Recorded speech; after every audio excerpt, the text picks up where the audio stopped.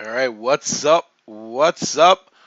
What's up? Once again, you are listening to the Sultan of Swag, the Captain of Cool, the Italian stallion himself, the one and only Daddy Cool AC. Cool Down with AC, our very first show on our new home at 1650 PWAM, Pro Wrestling and More.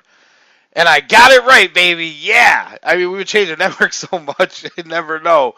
But in all honesty, this is kind of a rebranding of the CTPN, the Cool Truth Podcasting Network, and to pay a little homage to where it all began at 1640 PWPR and our friends over there.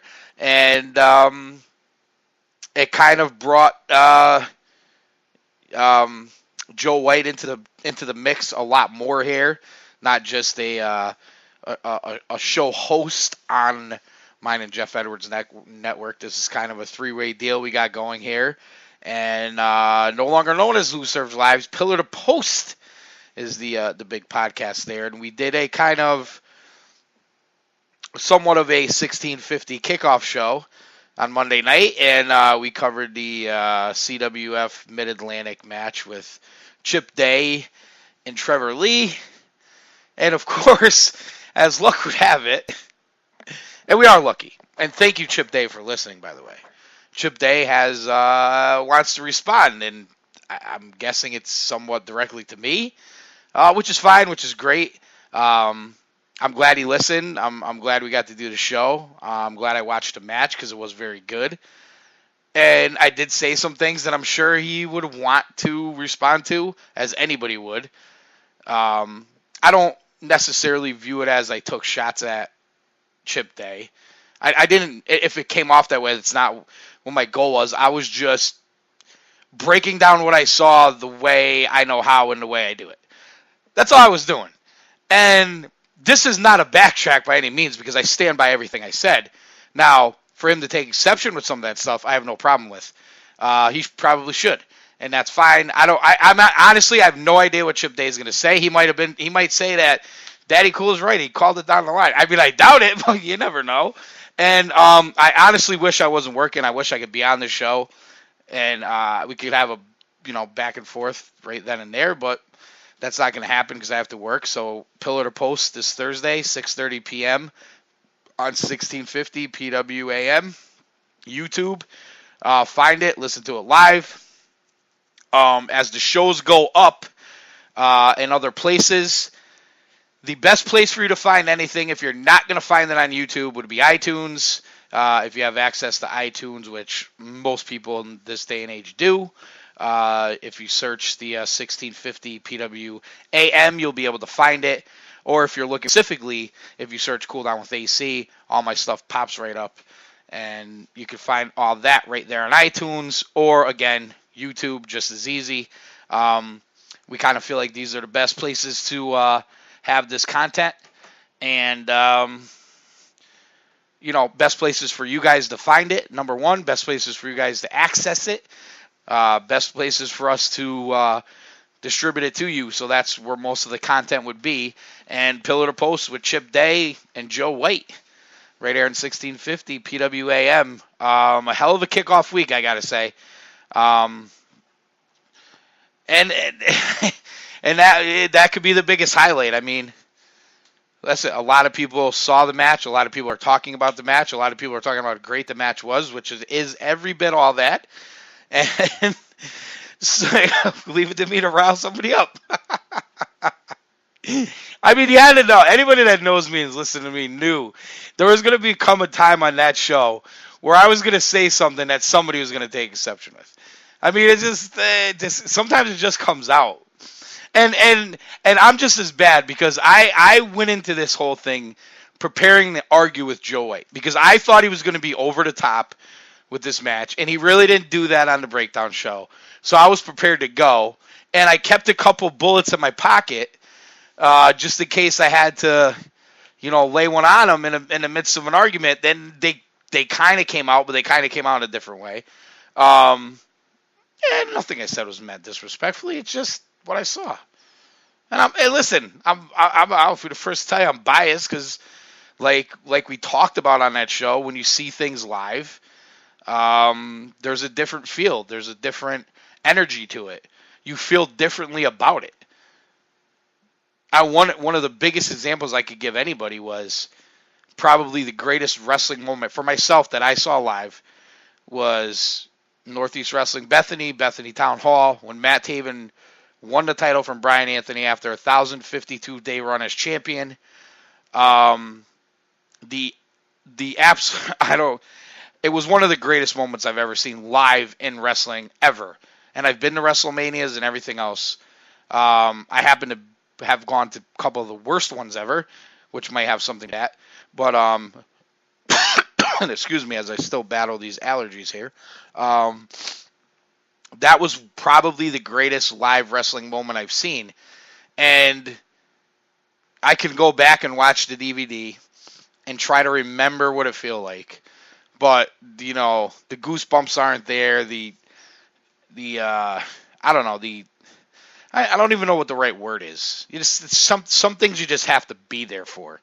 And however many people were in the building that night at CWF Mid-Atlantic that saw Chip Day and Trevor Lee want to sit there and tell me it's the greatest match they've seen all year, I mean, I'm not going to argue with them. Watching it on YouTube, it wasn't the greatest match I saw all year. But it was up there. Damn close. Very good. Tremendous. Outstanding. And I said some things about the production, and I think I did listen back, knowing that all these shows were coming up, because Joe had on last night, and here's me being terrible with names.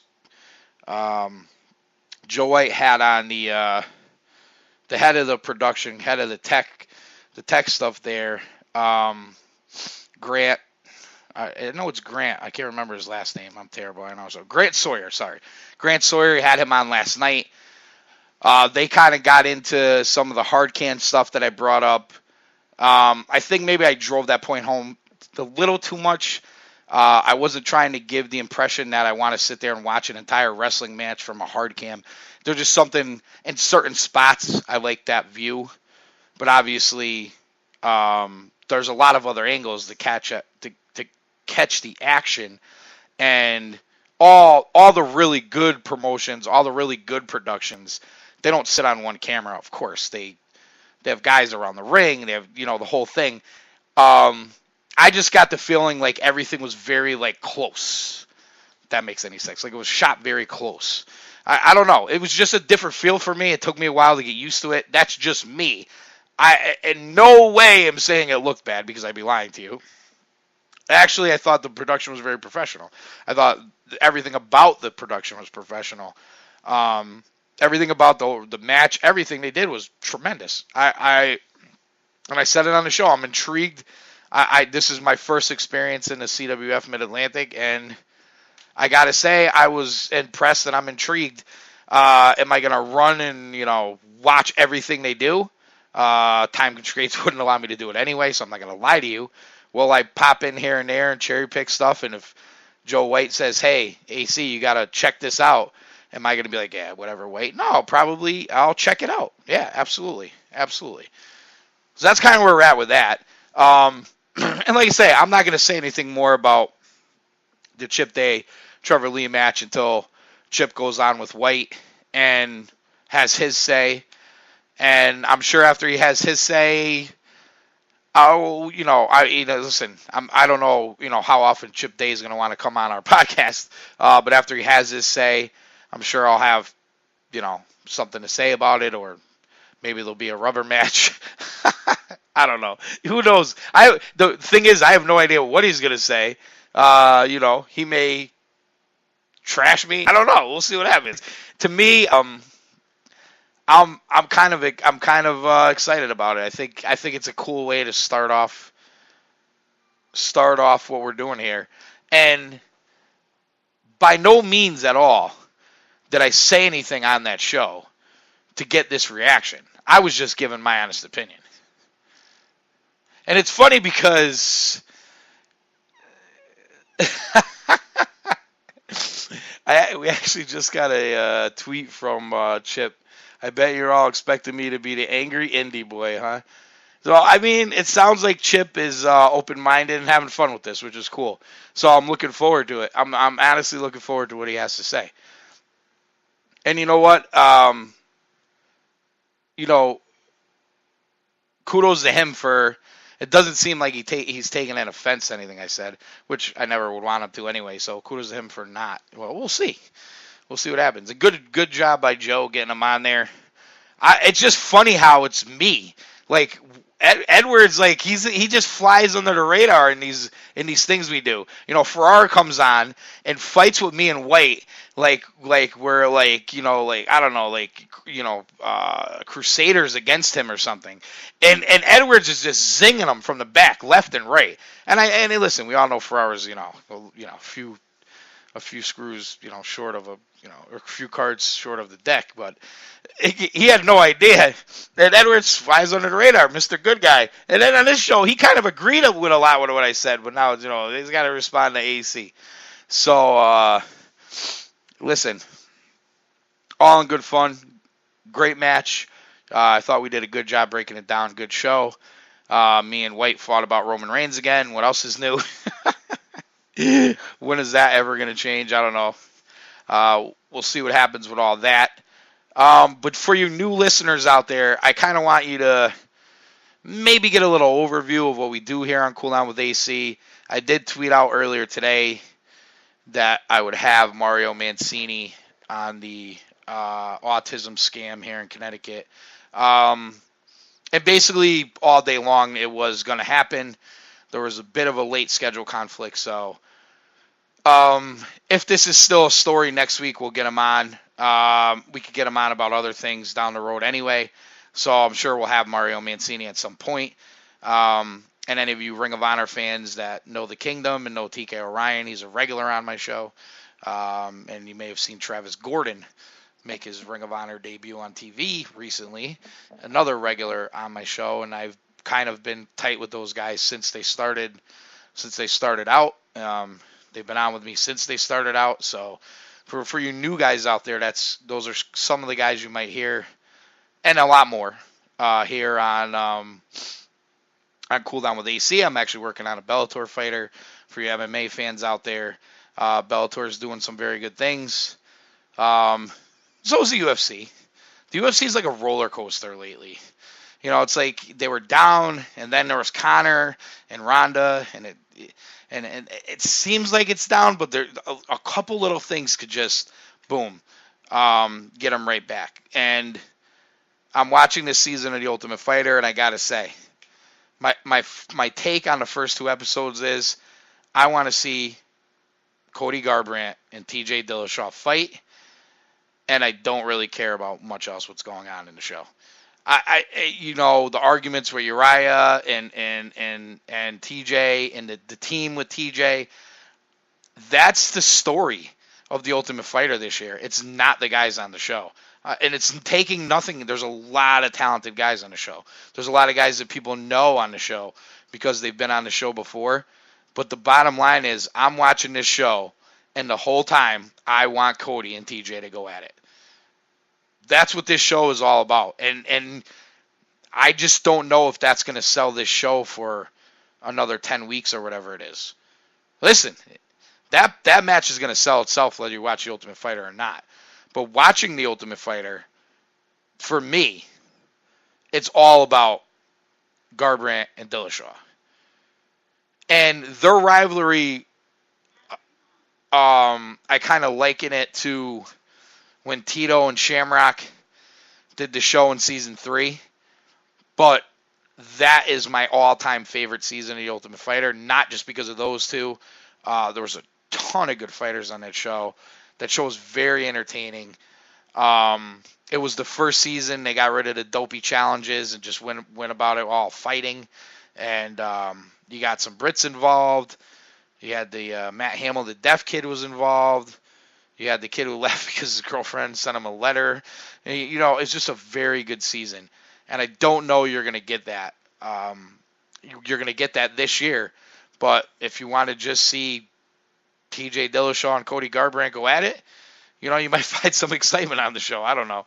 Um, they have the Big 211 pay-per-view coming up.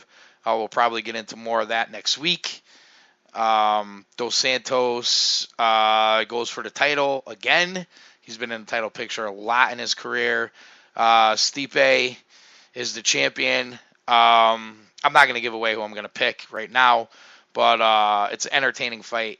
Joanna Jędrzejczyk, who for me is the most compelling striker in the UFC right now, and that covers everybody, including Conor. Joanna Jędrzejczyk is something on another level, but I think she might be fighting her toughest opponent here, toughest opponent yet, with Jessica Andrade.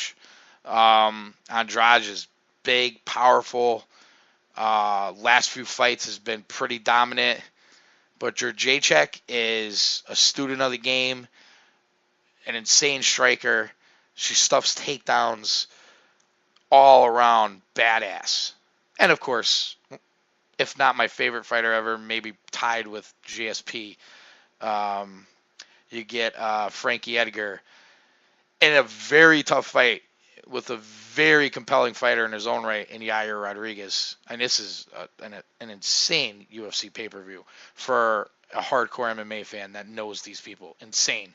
As far as boxing goes, you had some big stuff going on. Obviously, you have, and of course, my mind draws a blank here. Anthony Joshua and Klitschko, and what is being pretty much sold as the biggest boxing match in the history of the sport, in London, in England, over the weekend. My pick, I put it on. I think it was Ken Reedy who asked for a pick or something on social media. I think it was the only thing I put my pick on. I actually picked Joshua to win a decision. Reason being, I wanted to see him kind of grind out a long fight. You got that. He got knocked down, and he lived to tell about it. And he got a late 11th round stoppage, which is just about 12 full rounds, which is what I thought it'd go. I think you saw enough that there could be a rematch. Personally, if Tyson Fury is in fight shape and could get himself righted to fight, I would do Joshua Fury and give Klitschko the time off and then go back to it with whoever wins. Which is kind of strange that the guy who lost to both of them would get the winner. But it is Klitschko, and he did hold that title for a long time. And he is still a major draw around the world. And I just think that if you go to Joshua and Klitschko right now, and for some reason Klitschko wins, you're in a bad spot. I think if you go to Joshua, he beats Fury, beats Klitschko again. Now you have a really dominant heavyweight champion. And listen, the thing with boxing is this: if you have a marketable heavyweight, it will draw. And with Joshua, now it's drawing.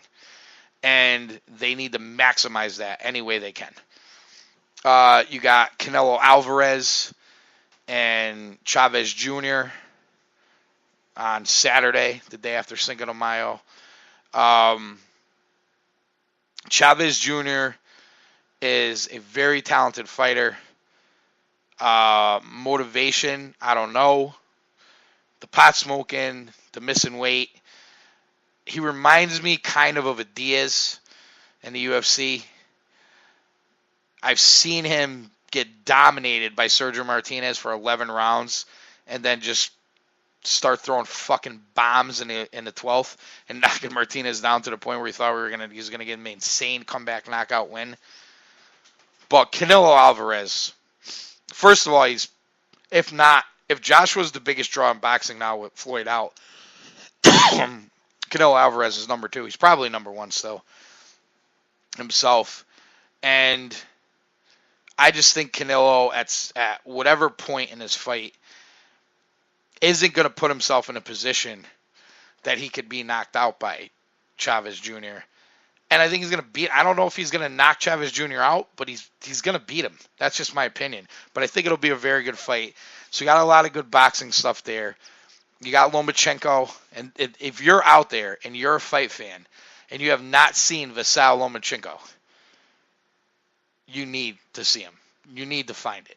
Get on your HBO Go, get on your HBO Now, get on your YouTube, get on what you got to get on your pirate sites or whatever you do to watch fights, and watch Vasal Lomachenko. This cat is on another level. It's not even just the punching, it's the movement. He's like a matrix. And I actually was telling this to Hollywood Jeff Edwards last week or the week before. TJ Dillashaw has actually sparred with Lomachenko. And he's going to continue to spar with Lomachenko. So his fight with Garbrandt after that show is no gimme for Cody. Listen, Cody's a stud. I think he's got more power than TJ.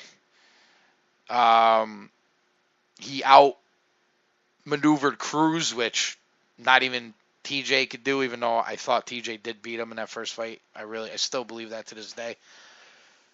That's an interesting fight, and listen, I understand it's not a boxing match, and you're going to tell me, AC, he's training with a boxer, but he's training with a boxer that's on another level. It's on another level. A few weeks ago, I did a show. Well, more than a few weeks ago now. It was probably 2 months ago when spring training opened, and the Yankees had their I don't know, hearing, their arbitration hearing with Dylan Betances, or as Randy Vadine likes to call him, Dylan. And I kind of went off on the Yankees. I was very concerned and upset about how the season started. But I got to tell you, 26, 27 games in, Aaron Judge, 13 homers, 12 homers, whatever it is. With Sanchez and Bird being down, CeCe's up and down, Tanaka's up and down, Severino's up and down. Yankees sitting there at, 19-7? Tremendous job. Tremendous. They're fun to watch. Castro's hitting 360. Didi's back. Ellsbury's hurt again, but he was playing all right before that. Aaron Hicks is playing well. Headley was playing well already. He's kind of take a step back. Romide's filled in great for Sanchez. And Aaron Judge is Mr. Must-See MLB. And these comparisons to Derek Jeter are not far-fetched. Now, I'm not telling you he's going to be a 20-year Yankee captain, legendary Yankee that Derek Jeter is. Depending on who gives you a list, Derek Jeter is like 5 or 6 on the Yankee list. And on a Yankee list, that's saying a lot. For you guys out there to like to make fun of my 1%er comment, when you're 5 or 6 on the Yankee list, you're a 1%er. Because that list starts off with Babe Ruth, Lou Gehrig, Mickey Mantle, and Joe DiMaggio. Okay? So you have 4 that you could almost never supplant. So when you're 5 or 6, maybe somebody could put him 7 if you wanted to put Rivera and Yogi ahead of him. I wouldn't. You're basically number 1 for a very long time, or number 2 for a very long time, because even Yogi played in that era. And you could argue back and forth the reliever versus the everyday player and what each guy meant to the organization and all that. I mean, it's almost a toss-up with Derek and Mo to me. So I'm not even going to go there right now. But where Aaron Judge is very Jeter-like is, if you listen to his post-game interviews, he gives you nothing, but gives you something at the same time. You ask him about his homer, he talks about Brett Gardner's homer. You ask him about the offensive performance, he talks about the pitcher. You ask him to talk about himself, I'm just helping the team win. Team first guy. Happy to be at the ballpark. Worked his tail off this offseason. If you know anything about Aaron Judge, every time he's hit a level in baseball, he's had like a half a season slump. Whether it was low A to high A to double A to triple A to Major League Baseball. He's had that feeling out process. And what Aaron Judge did, when he came up last year, he didn't get a lot of time with Crockle, the Yankee hitting instructor. Because when he came up, Mark Teixeira is still there, and Brett Gardner's still there, and Chase Headley's still there, and Jacoby Ellsbury's still there, and you have Didi and Castro. And at the time, Sanchez is hitting 1 million home runs. So Aaron Judge was like, I can't monopolize this guy's time. So what Aaron Judge did when the season ended, he spent a ton of time with Crockle, the hitting instructor. And if you look where he's standing in the box and his approach at the plate, it's completely different than when he struck out half the times he walked to the plate last year. Granted, in a small sample size.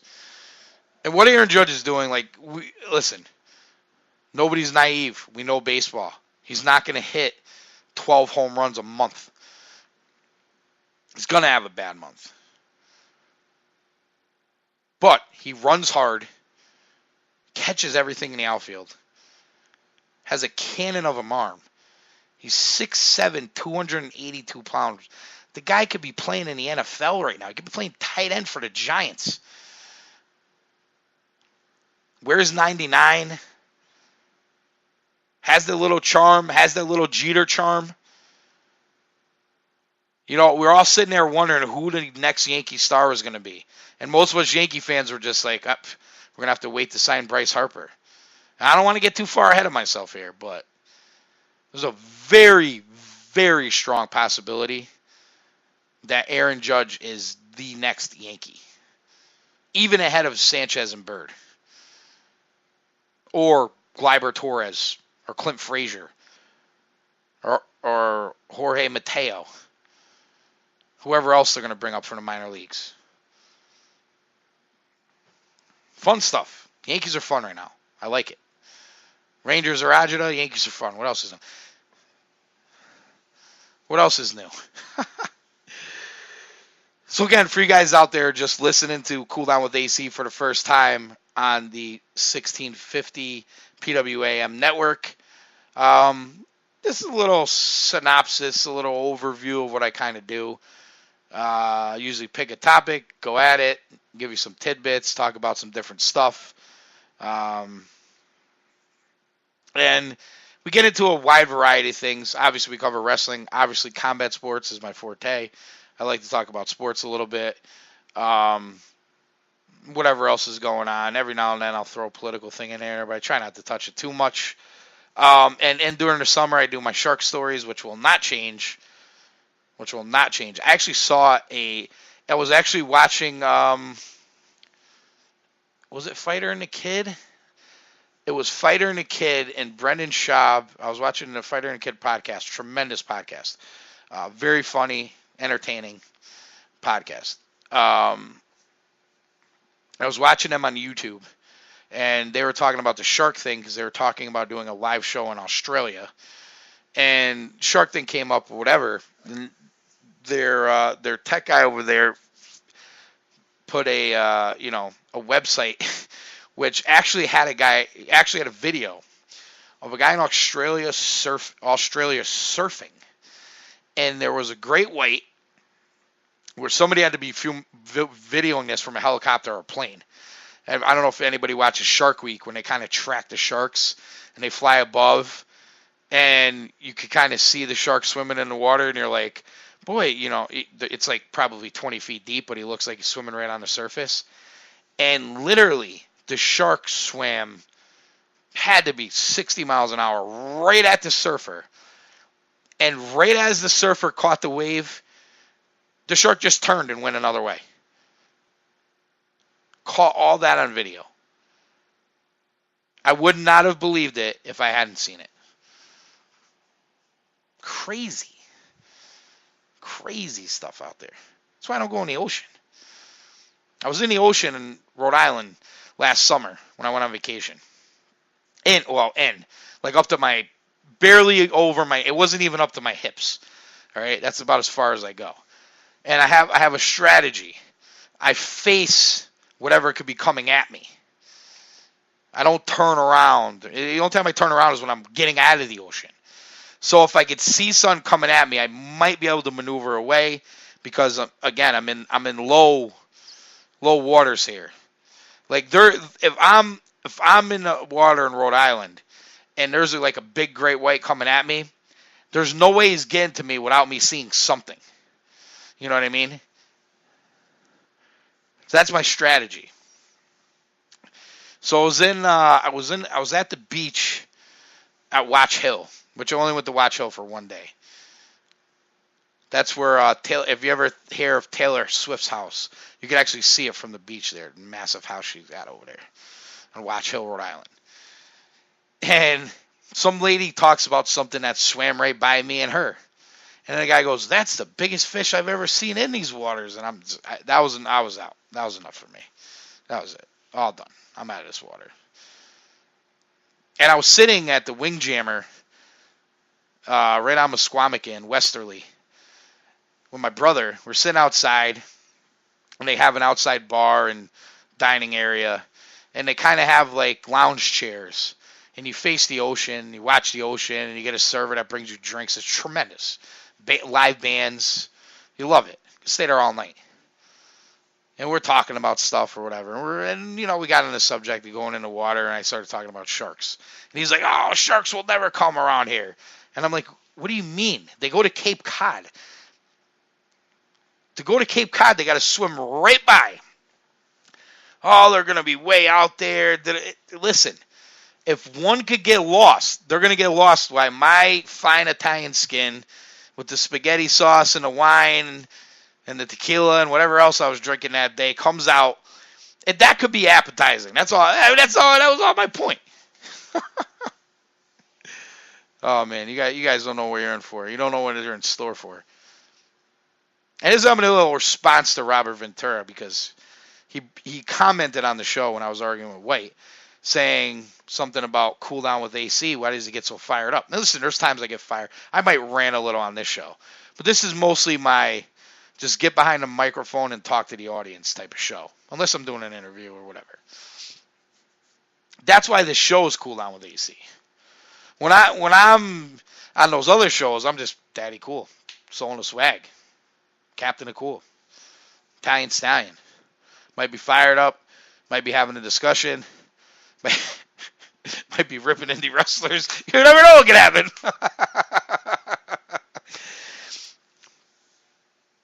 But again, it was good to get on here with you guys tonight. Give you a little quick hitter, a quick idea of what Cool Down with AC is all about. For you guys who have been listening to me since day one, I love you as always. Thank you for the support. Thank you for continuing to support us. And on this new venture, which is the end-all, be-all of networks for us. There is no other network. There's no other concept idea. This is it. We're rolling with it. We're going hard at it. I think, the three minds, kind of being good at different things. Those guys being good at all the stuff that I suck at. See, I'm the type of guy, put the fucking microphone in front of my face and just let me go. You know what I mean? Like, I don't want to get into all this other shit. I don't care.